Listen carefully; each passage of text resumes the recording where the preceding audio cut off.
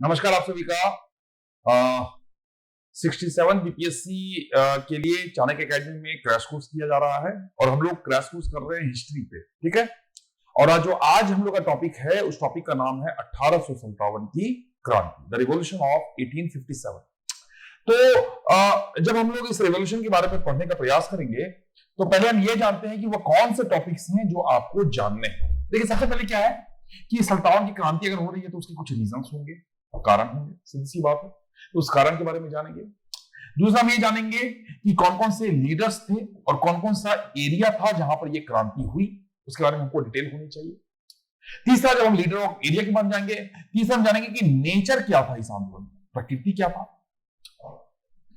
क्या क्या इस आंदोलन में किस तरीके से इस आंदोलन को लड़ा लिया गया, जिसे इसे महाविद्रोह कहा जाता है। चौथा, हम ये जानेंगे कि आउटकम क्या हुआ इस आंदोलन, क्या इसके परिणाम निकले, अगर अंग्रेज जीतते हैं तो क्यों जीतते हैं, उसके बाद अंग्रेजों ने क्या चेंजेस किए पूरे भारत के सिस्टम में, आपको ये जानना है। जब ये चार चीजें, ये कॉमन बात है, क्या होगी, कॉमन बात है। उसके बाद स्पेशली इन बिहार के केस में आपको सल्तान की क्रांति के बारे में पता होना चाहिए कि सल्तान की क्रांति के लिए बिहार में रीजंस क्या थे, बिहार में लीडर कौन थे, बिहार में नेचर क्या था और बिहार में आउटकम क्या था। ठीक है, चीजें बहुत आसान है, आपको पॉइंट वाइज चीजों को समझनी है, ज्यादा आपको डिटेलिंग नहीं करनी है, लेकिन आपको पूरी कॉन्सेप्चुअल क्लियरिटी क्या होनी चाहिए, पक्की होनी चाहिए। ये आपको द रिवोल्ट ऑफ 1857 की क्रांति, जिसे महान विद्रोह कहा जाता है, क्योंकि भारत के व्यापक क्षेत्र में इससे पहले इतने बड़े आंदोलन नहीं हुए। आपको ये पता होगा कि 16वीं शताब्दी में एक कंपनी आती है भारत में, यूरोप से कई सारी कंपनियां आती है, उसमें एक इंग्लैंड की भी एक कंपनी होती है जिसे आप ईस्ट इंडिया कंपनी कहते हैं। उसका उद्देश्य भारत में व्यापार करना होता है, लेकिन धीरे धीरे ये कंपनी, 16वीं शताब्दी में आई हुई एक कंपनी 1857 तक आते आते भारत के 50% से ज्यादा एरिया पे राज करने लगती।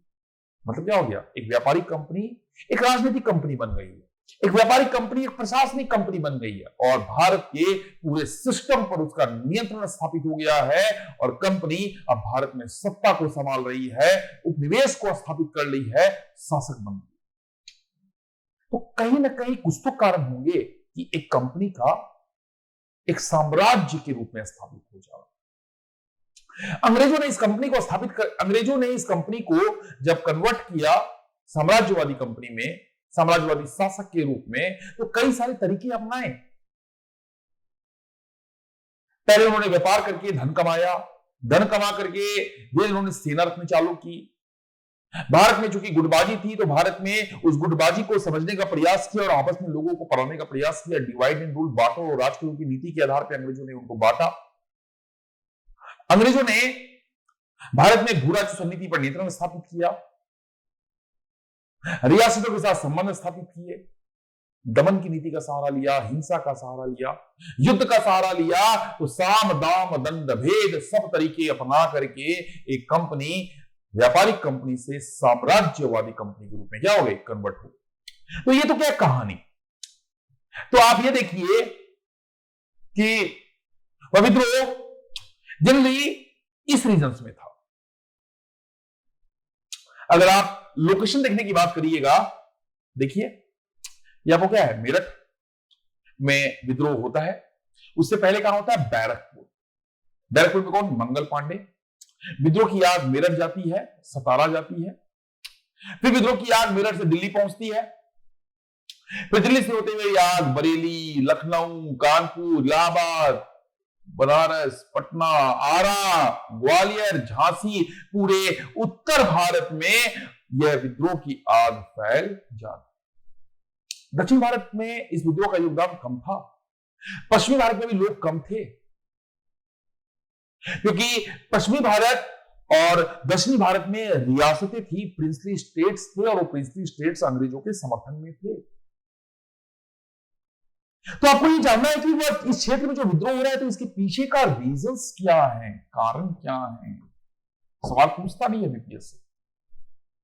तो जब हम रीजंस की बात करेंगे तो कोई भी चीज के लिए रीजन एक नहीं होता है, रीजंस बहुआयामी होते हैं। तो पहला रीजंस है इकोनॉमिक, आर्थिक रीजंस।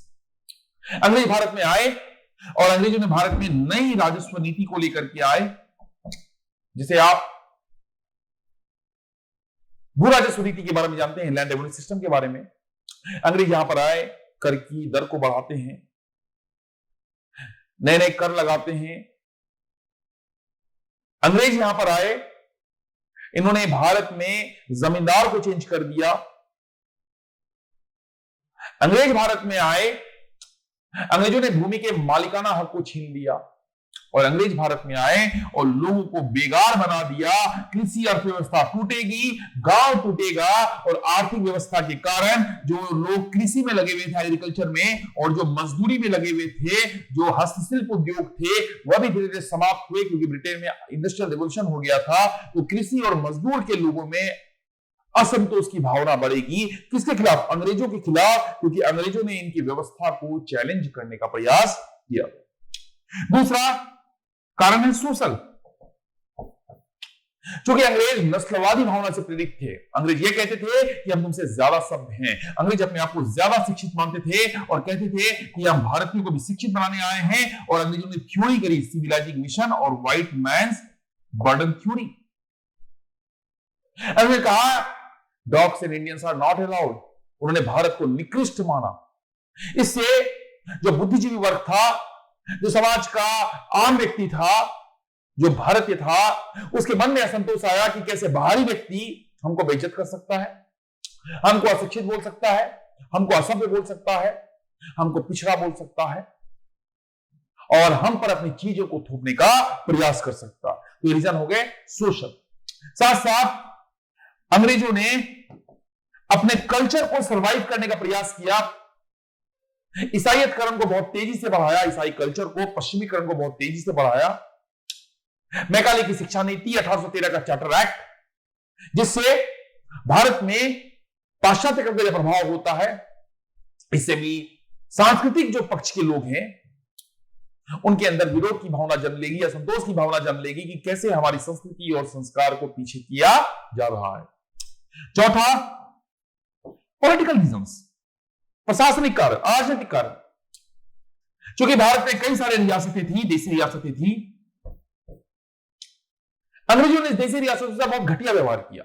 जैसे रानी लक्ष्मीबाई झांसी, उनको दत्तक पुत्र को उन्होंने नवाब बनाने को कहा। उन्होंने कहा दत्तक पुत्र को हम मानेंगे नहीं तुम्हारा। दत्तक को मतलब गोद लिया हुआ पुत्र। डलहौजी की व्यक्तिगत नीति, डॉक्ट्रिन ऑफ लैप्स, किसी भी रियासत पर वह कब्जा कर लेता था, हड़प लेता था। और उन्होंने अवध को कुशासन के आधार पर हड़प लिया। अवध यहीं पर है, किसी तरह कुशासन के आधार पर हड़प लिया।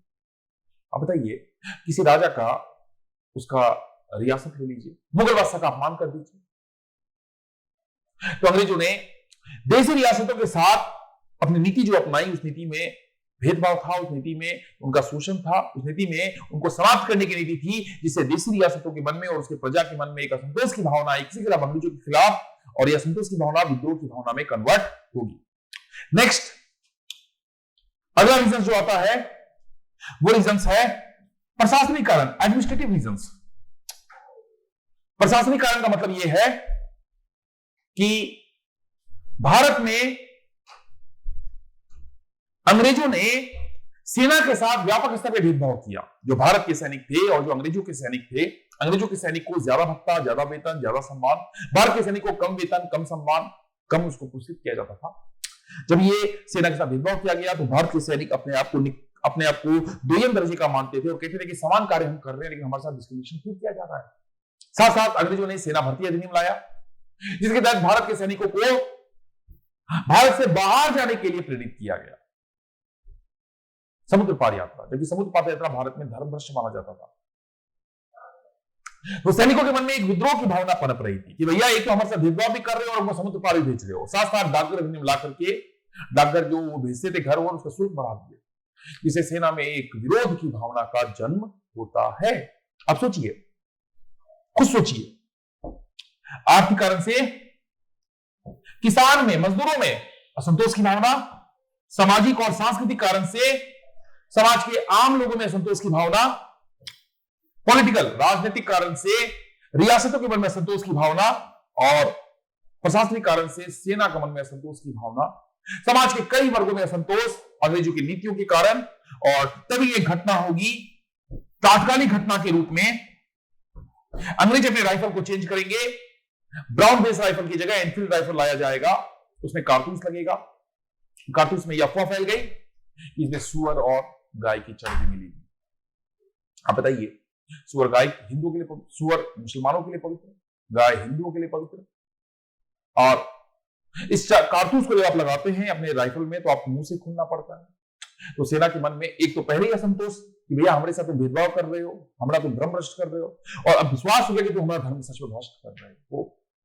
तो इससे भारत में सल्ताओं की क्रांति की नींव पड़ती है और सबसे पहले सेना में यह विद्रोह होगा और सेना का यह विद्रोह धीरे धीरे जन विद्रोह में कन्वर्ट हो जाएगा क्योंकि समाज को व्यापक वर्ग में असंतोष की भावना दिखाई देती है। इसलिए इसको सिपाही म्यूटिनी कहते हैं, सिपाही विद्रोह। और बाद में यह क्या हो जाएगा, जन विद्रोह।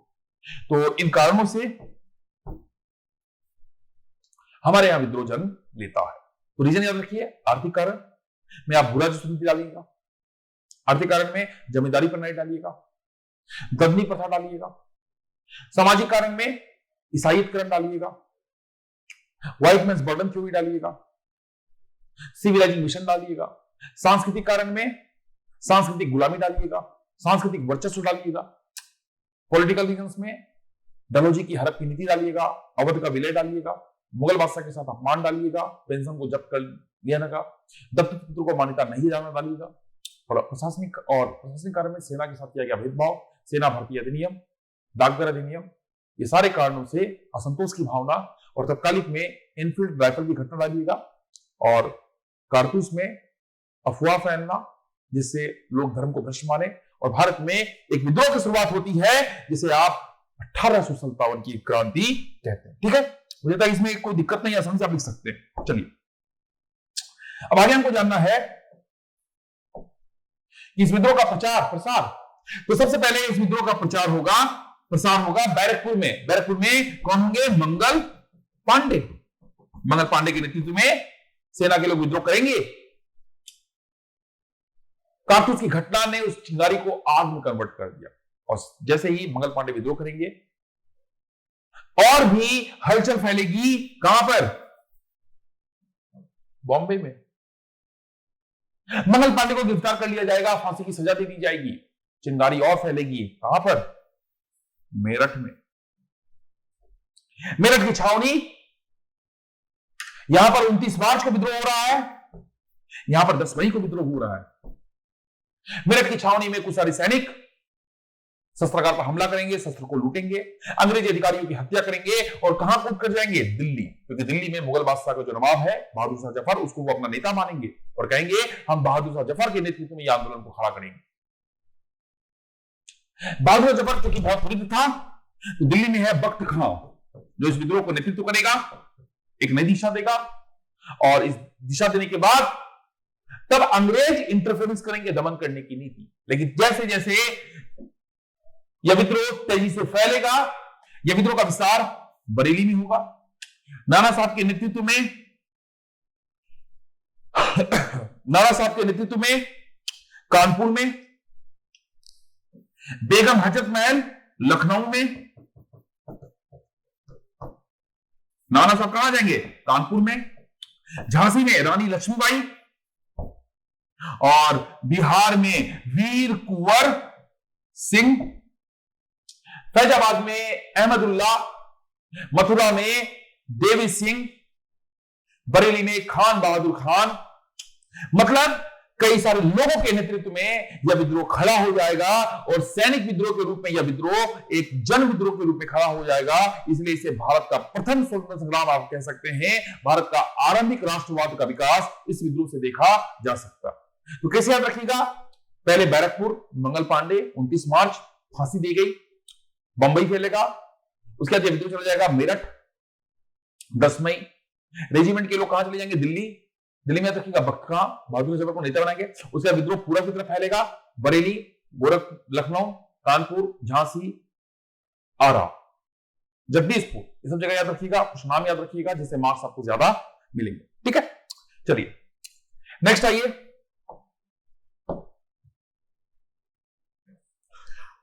तो ये रीजन हो गए।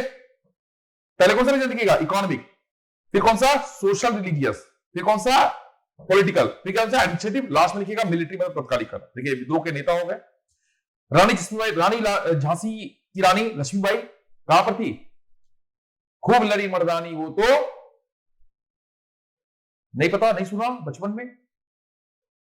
सुल्तान की क्रांति में महान योद्धा ये लोग, झांसी से, बैरकपुर से, नाना साहब के सहयोगी तांतिया टोपे, नाना साहब, बेगम हजरत महल लखनऊ, कानपुर, कुंवर सिंह, ये सारे नाम याद रखने हैं और नाम लिखने एग्जामिनेशन हॉल में, ठीक है। चलिए तो अब आइए थोड़ा सा कुछ चीजें और जाननी है कि ये विद्रोह का हमने कारण पढ़ लिया, ये विद्रोह का हमने प्रसार पढ़ लिया। अब आइए इस विद्रोह के हम परिणाम को देख ले, इंपैक्ट को देख ले। आपस में लड़ाई होगी, ऑब्वियस सी बात है कि इस परिणाम में जो लोग थे उन लोगों ने हिम्मत से लड़ा, बहुत शक्ति को दिखाया, आम लोगों की भागीदारी थी, लेकिन व्यापक स्तर पर हमें सफलता नहीं मिल पाई। तो सफलता नहीं मिल पाई तो कुछ ना कुछ तो इसके पीछे का रीजन रहा होगा। तो सबसे पहले परिणाम में कहा जाता है कि यह विद्रोह सीमित स्तर पर असफल रहा और अंत में अंग्रेजों की जीत हो गई। तो इस असफलता के कारण क्या थे ये हमको जानना है। तो पहला कारण यह था कि समाज के कई सारे प्रभावशाली वर्ग थे, बुद्धिजीवी वर्ग थे, उच्च वर्ग के लोग थे, जमींदार थे, साहूकार थे, जो इस विद्रोह के पक्ष में नहीं थे। वो कहते थे यह विद्रोह समाज में कोई व्यापक बदलाव लेकर नहीं आएगा, यह विद्रोह हिंसक विद्रोह है, इस विद्रोह में अपनी सहभागिता नहीं दिखाते हैं। तो समाज का एक व्यापक वर्ग अंग्रेजों के पक्ष में था और इस विद्रोह के पक्ष में नहीं था, जिससे संपूर्ण समाज की भागीदारी इस विद्रोह में नहीं हो पाई। दूसरा, कई सारे जो रियासतें थी, जैसे राजपूताना, निजाम, मैसूर, सिंधिया, भोसले, ये सारे लोग, भोपाल, ग्वालियर, कश्मीर ने अंग्रेजों के साथ दिया। कैनिंग ने कहा कि अगर ये लोग हमारे साथ नहीं देते तो हमें अगले दिन ही अपने बिस्तर यहां से गोल करके ले जाना पड़ता। कहां पर? इंग्लैंड में, जहां से आए थे। क्यों कह रहा है? क्योंकि जानता था ये सारे रियासत अगर भारत के साथ हो जाते तो ये लोग भी भारत की जनता को इस विद्रोह में ले आते, जिससे यह विद्रोह का विस्तार और व्यापक होता और अंग्रेजों को बहुत स्तर पर लड़ाई लड़नी पड़ती और उस वक्त था 1857 में ही भारत को आजादी मिल जाती, क्योंकि कई सारे रियासत के लोग ने इस विद्रोह में भाग नहीं लिया। तो पहला कारण कौन सा हो जाएगा? प्रभावशाली वर्ग का सहयोग नहीं मिलना। दूसरा कारण, रियासतों का सहयोग नहीं मिलना। तीसरा, यह विद्रोह असंगठित था। आपस में जितने लोग जो विद्रोह कर रहे हैं, एक मजबूत संगठन नहीं था, एक मजबूत आधार नहीं था, एकजुटता नहीं थी। सब अपने अपने झांसी के लिए लड़ रहे हैं, अपने अपने जगदीशपुर के लिए लड़ रहे हैं, कानपुर के लिए लड़ रहे हैं, लखनऊ के लिए लड़ रहे हैं, लेकिन भारत के लिए कोई नहीं लड़ रहा, दिल्ली के लिए लड़ रहे हैं। इनके बीच आपस में जो नेतृत्व का जुड़ाव था, लेकिन बहुत घनिष्ठ जुड़ाव नहीं था। विद्रोह असंगठित था, केंद्रीकृत नहीं था और साझा लक्ष्य नहीं थे।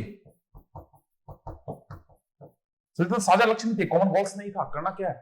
ये सब अपने अपने एरिया के लिए लड़ाई लड़ रहे थे।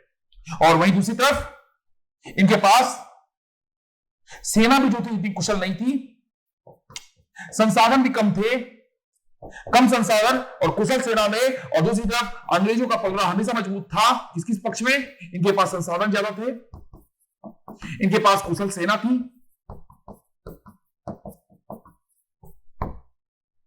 इनके पास रेलवे था, इनके पास डाकघर की व्यवस्था थी और साथ साथ अंग्रेजों ने इस विद्रोह में जो नेतृत्व थे, जैसे झांसी की रानी वीरगति को प्राप्त हो गई अंग्रेजों से लड़ते लड़ते, नाना साहब बेगम हजरत महल नेपाल चले गए, तात्या टोपे को मार दिया गया, कुंवर सिंह भी दिवंगत हो गए, मंगल पांडे को फांसी दी गई। सोचिए, तो अंग्रेजों ने इस विद्रोह को नेतृत्वहीन कर दिया। क्या कर दिया? लीडरलेस कर दिया। जब विद्रोह नेतृत्वहीन हो जाएगा तो विद्रोह का लीडर खत्म, तो मास को जो फेस है वो समाप्त, जिससे विद्रोह अचानक क्या हो जाएगा? डाउनफॉल हो जाएगा। तो ये वो कारण थे जिसे विद्रोह क्या कहते हैं, असफल कहा जाते हैं। लेकिन इस परिणाम में अंग्रेजों ने पूरे सिस्टम में चेंज कर दिया। तो वह चेंज किया था, वो हम लोग को जानना है कि अंग्रेजों ने क्या क्या सिस्टम में चेंज किए। और सबसे पहले अंग्रेजों ने भारत में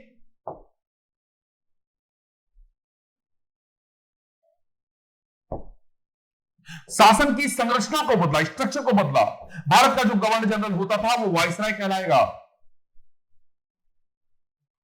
भारत में पहले जो शासन पर नियंत्रण करता था गवर्नर जनरल, उसके पद का नाम चेंज कर दिया वायसराय। और साथ साथ कंपनी का जो नियंत्रण था भारत में, कंपनी से सत्ता चली जाएगी British crown, British government, British जो राजा थे जो ब्रिटेन में बैठते थे, उनके अधीन ये कंपनी का नियंत्रण हो जाएगा। कंपनी पूरी तरह समाप्त कर दी जाएगी। अब ब्रिटिश राजा किसको नियुक्त करेगा, क्राउन को नियुक्त करेगा गवर्नर जनरल की जगह वायसराय को। और वायसराय को सपोर्ट करने के लिए एक इंडियन काउंसिल बनाई जाएगी 1+15, जो भारत के मामले में क्राउन को क्या देगी, सलाह देगी। तो स्ट्रक्चर को बदल दिया अंग्रेजों ने, शासन की स्ट्रक्चर को बदल दिया। दूसरा, अंग्रेजों ने सेना की नीति को बदल दिया, सैन्य नीति को बदल दिया। अंग्रेजों ने सैन्य नीति में जो सेना के उच्च ओहदे पर थे और जो महत्वपूर्ण प्लेस पर थे, अंग्रेजी सेनाओं की संख्या को बढ़ा दी और भारतीयों की संख्या कम कर दी। साथ साथ अवध से सैनिकों की संख्या को हटा दिया, क्योंकि अवध से सबसे ज्यादा लोग शामिल हुए थे विद्रोह में। अंग्रेजों ने सिंध से, सिख से, गोरखा से सैनिकों की संख्या भारत में बढ़ा दी और अनुपात को चेंज किया, अंग्रेजी सैनिकों की संख्या बढ़ा दी। साथ साथ तीसरा, अंग्रेजों ने जो रियासतों के प्रति नीति अपनाई थी, उस नीति को चेंज किया। रियासत से कहा कि भैया हम तुम्हारा विलय नहीं करेंगे।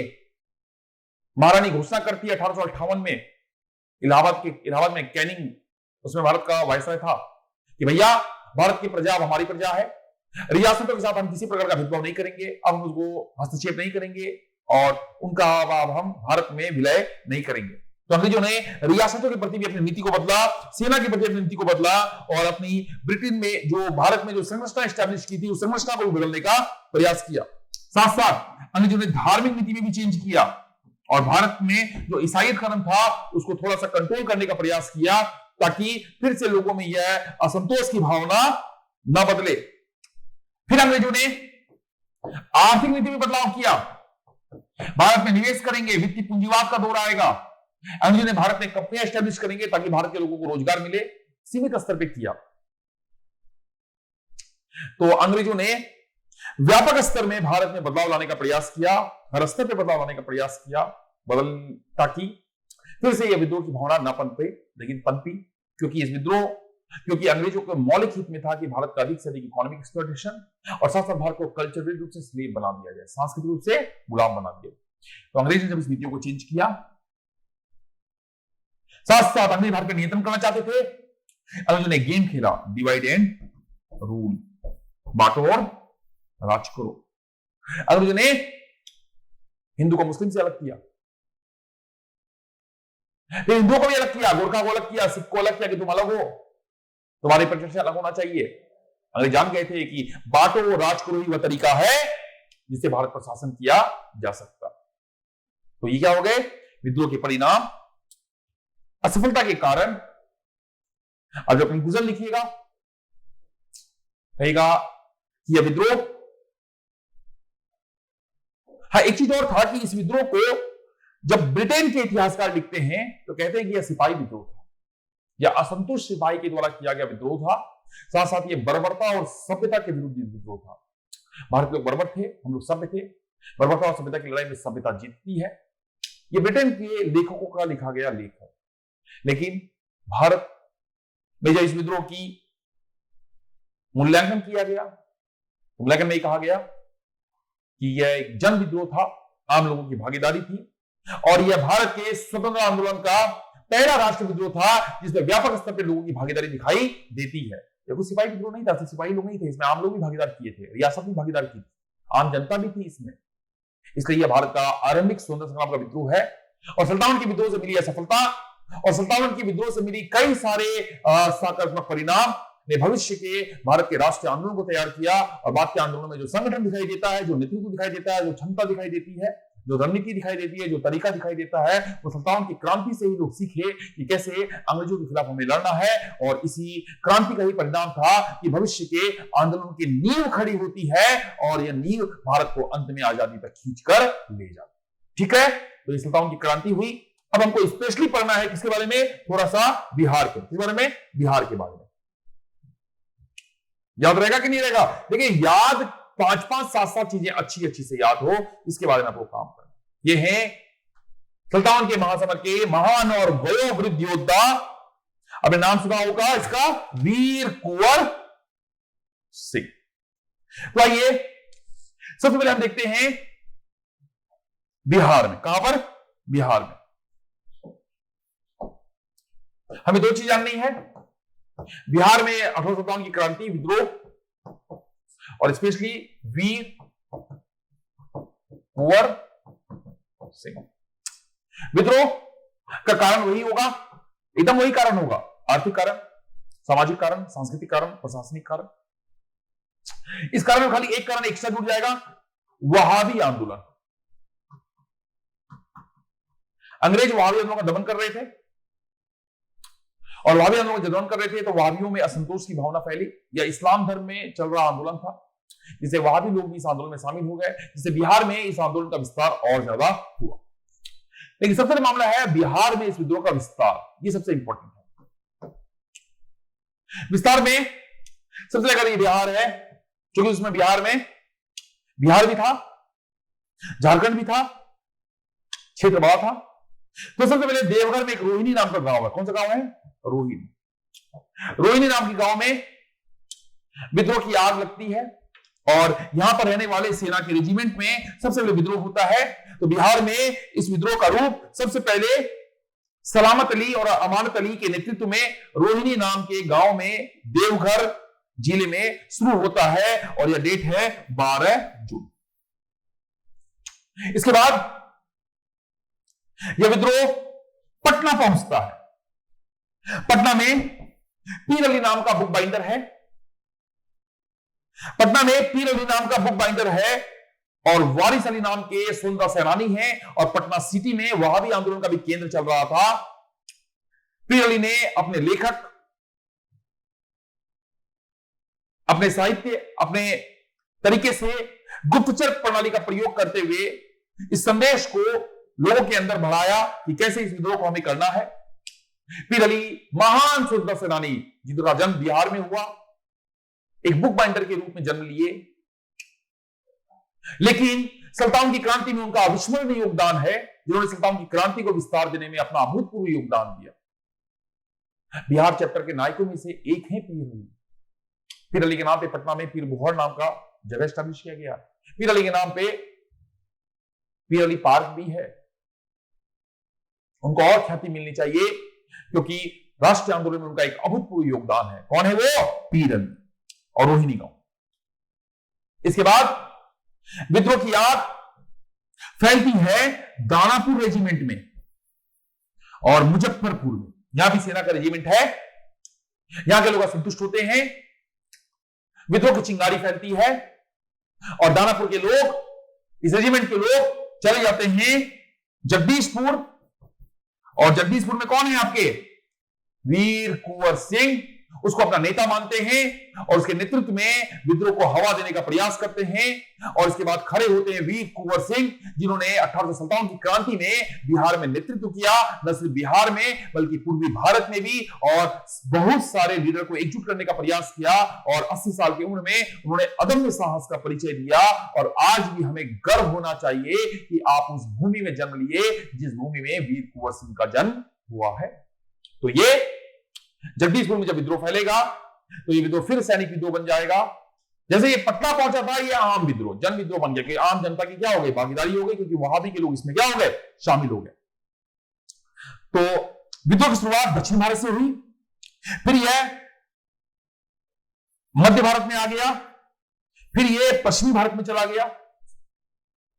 भारत नहीं बोल रही है, बिहार बोलिए। तो पहले यह विद्रोह दक्षिणी बिहार में हुआ, फिर यह मध्य बिहार, फिर यह आपको पश्चिमी बिहार में विद्रोह चला गया। इसके साथ साथ कुछ दक्षिण बिहार के भी जिले थे, जैसे गया, नवादा, गया में टिकारी राजा पर हमला किया गया, भागलपुर में भी विद्रोह फैला, और विप्लव शाही और पीतांबर शाही के नेतृत्व में पलामू में भी विद्रोह हुआ। तो इतने सारे नाम आपको पता होने चाहिए और एग्जामिनेशन में आपको ये सब नाम लिखने हैं। क्या क्या लिखना है? रोहिणी, वीर अली, वारिश अली, दानापुर, मुजफ्फरपुर, पलामू, भागलपुर, इस तरह नाम लिखने हैं। ठीक है। तो विद्रोह का व्यापक था, पूरे बिहार में था, दक्षिण बिहार में था, पूर्वी बिहार में था, पश्चिमी बिहार में था, मध्य बिहार में था, लेकिन सबसे ज्यादा संकेतन इसका था मध्य बिहार और पश्चिमी बिहार। इसमें से एक कैरेक्टर है वीर कुंवर सिंह। हमने कहा उम्र 75 से 80 साल, अदम्य साहसी, जननायक। वीर कुंवर सिंह ने अपने सबसे पहले सेना को संगठित किया, दुर्ग को मरम्मत किया, सेना में जोश को बढ़ा और 10,000 लोगों की सेना को इसने खड़ा कर दिया। अब सोचिए, इस उम्र में इतने बड़े लोगों को एकजुट करना इतना आसान नहीं होता है, लेकिन वीर कुंवर सिंह अडिग थे चट्टान की तरह, क्योंकि उनके अंदर राष्ट्रभक्ति उन्नत स्तर की थी। जमींदार परिवार में जन्म लिए थे, नहीं लड़ते कुछ नहीं होता, लेकिन नहीं, क्योंकि आम जनता, आम लोग उसके अपने थे और उन्होंने 57 की क्रांति में बिहार से नेतृत्व प्रदान किया। तो सबसे पहले जगदीशगढ़ में उसने अपने गढ़ को मजबूत किया और दानापुर के रेजिमेंट के सैनिक उसको क्या कर रहे थे? हेल्प कर रहे थे, मदद कर रहे थे, हम सहयोग दे रहे हैं। इन्होंने संगठित किया, एकजुट किया और वहां पर नागरिक सरकार का गठन कर दिया, स्वतंत्र सरकार का। कहां पर? जगदीशपुर में। आप बताइए, जब स्वतंत्र सरकार का गठन होगा तो क्या अंग्रेज स्वतंत्र रहेंगे, खुश रहेंगे? नहीं। अंग्रेजों ने, विशेषकर विलियम टेलर ने सेना की टीम को भेजा, कैप्टन डनवर भी आए, लेकिन वीर कुंवर सिंह की रणनीतिक कुशलता, सैन्य कुशलता, गुरिल्ला पद्धति से लड़ने की तकनीक और सेना की एकजुटता ने उन सभी को हरा दिया और जगदीशपुर पर अपने नियंत्रण को, कब्जे को मजबूत रखा। अंग्रेज परेशान हो गए कि भैया ये कौन से लोग हैं बार बार जो हमें हरा रहे हैं, कौन सी ताकत है इनमें? क्योंकि ये लोग अपनी रणनीतिक कुशलता के लिए थे, अपने मातृभूमि के लिए लड़ रहे थे, अपना 100% न्यौछावर कर रहे थे। इसके बाद मेजर विंसेंट आयर को फिर जगदीशपुर भेजा जाता है, तुम देखो, तुम संभालो यार, ये लोग बहुत परेशान कर रहे हैं। फिर इन सैनिकों ने जबरदस्त उनसे लड़ा, लेकिन विंसेंट आयर ने जगदीशपुर पर कब्जा कर लिया और वीर कुंवर सिंह सैनिकों से लड़ते लड़ते जगदीशपुर से रोहतास से सासाराम चले गए। रोहतास होते हुए कहां चले गए? सासाराम चले गए। रोहतास और सासाराम जाते वक्त वह रामगढ़ बटालियन, रामगढ़ की एक सैन्य बटालियन थी, वहां से सैनिकों ने उनके साथ को दिया और वह उनके साथ लखनऊ चले। कहां चले गए? लखनऊ में नाना साहब अंग्रेजों के खिलाफ युद्ध कर रहे थे। तात्या टोपे उनके डिविजनल कमांडर थे, वीर कुंवर सिंह के बारे में जानते थे नाना साहब ने उनको अपना डिविजनल कमांडर बनाया और दोनों ने मिलकर के अंग्रेजों के दांत खट्टे किए और नाना साहब, तात्या टोपे और वीर कुंवर सिंह के नेतृत्व में लखनऊ पर फिर से कब्जा कर लिया इन लोगों। फिर वीर कुंवर सिंह आगे आजमगढ़ जाते हैं और आजमगढ़ में भी अपनी सैन्य कुशलता और रणनीतिक कुशलता से विजय प्राप्त करते हैं, गुरिल्ला पद्धति से।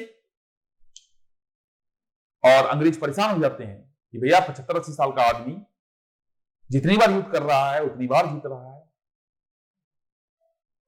कहां से इसके अंदर इतना अदम्य साहस, इतना कौशल, इतनी ताकत आई, इतनी ऊर्जा आई? क्योंकि यह अदम्य उत्साही के साथ साथ उत्साही सेनानी, दूरदर्शी कूटनीतिज्ञ भी थे। सोचिए, कम संसाधन थे, उसके बावजूद भी हिम्मत जो था उच्च स्तर का था, जो विजन था, दूरदृष्टा थी, उच्च स्तर की थी फिर जब ये आजमगढ़ में जीत करके अंग्रेज के पीछे लगे हुए हैं, इसलिए गए गाजीपुर। कहां चले गए? गाजीपुर। गाजीपुर का मनानू गांव है, वहां पर वीर कुंवर सिंह का स्वागत किया गया। इनके लिए नौका का इंतजाम किया गया कि भैया आप गाजीपुर से नदी पार करके या फिर जगदीशपुर आप जाइए और अपने क्षेत्र पर कब्जा कीजिए, क्योंकि ये जगदीशपुर से निकल के लखनऊ से होते हुए आजमगढ़, फिर आप जा रहे हैं जगदीशपुर। तो नौका इंतजाम की गई, लेकिन कैप्टन ग्रैंडली 22 अप्रैल 1858, हाँ एक घटना और होती है। जब ये गंगा पार करते हैं, ब्रिटिश सैनिक उसका पीछा कर रहे हैं, इन पर हमला किया जाता है, इनको गोली लग जाती है हाथ में। उसके बावजूद ये गंगा को पार करते हैं। इतनी पीड़ा और ये जहर बन जाता है उनके शरीर में। ये गंगा को पार करते करते हाथ को काट देते हैं। सोचिए कि भैया ये जहर शरीर में ना फैले। उस परिस्थिति में फिर लड़ते हैं और 2 दिन के बाद दिवंगत हो जाते हैं। 80 साल की उम्र में जो वीर कुंवर सिंह ने कर दिखाया, सोचने वाली बात है।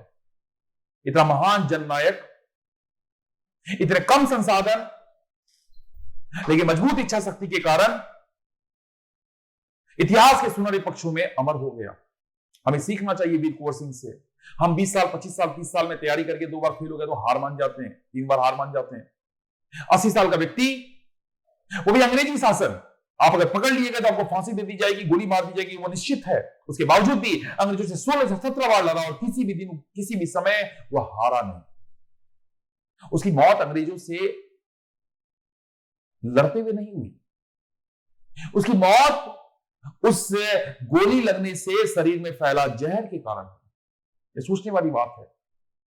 तो आप वीर कुंवर सिंह की जीवनी को पढ़िए, कहानी को पढ़िए और उनसे कुछ सीखने का प्रयास कीजिए, क्योंकि भारत में ऐसे कई महानायक और जननायक हैं राष्ट्रीय आंदोलन के, जो आपको दूरदृष्टिता के साथ साथ आपको मजबूत और पैशनेट करते हैं, ताकि आप जीवन में नए नए मुकाम को हासिल कर सके।